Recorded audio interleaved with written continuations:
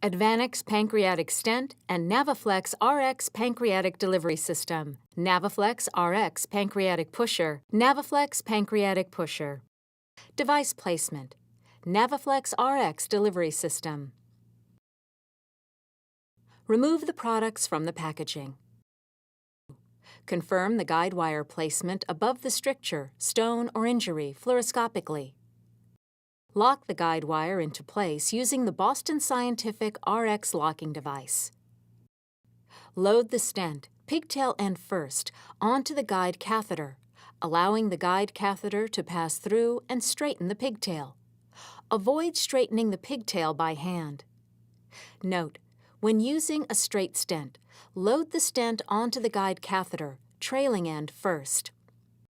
Pull back on the pull wire cap to adjust the length of the guide catheter in front of the stent and engage the Navaflex RX delivery system locking mechanism.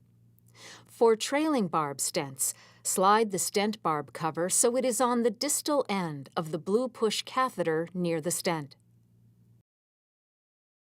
With the guide wire positioned and locked in the RX locking device, backload the delivery system over the guide wire until the guide wire exits through the guide wire exit port.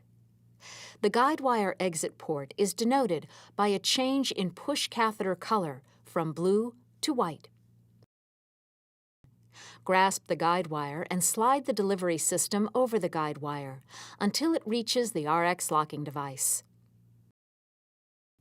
Unlock the guide wire from the RX locking device. Advance the delivery system using the standard exchange method and insert the tapered tip of the guide catheter into the biopsy cap attached to the duodenoscope. Slide the stent barb cover securely into the biopsy cap to assist with stent introduction into biopsy cap attached to the duodenoscope.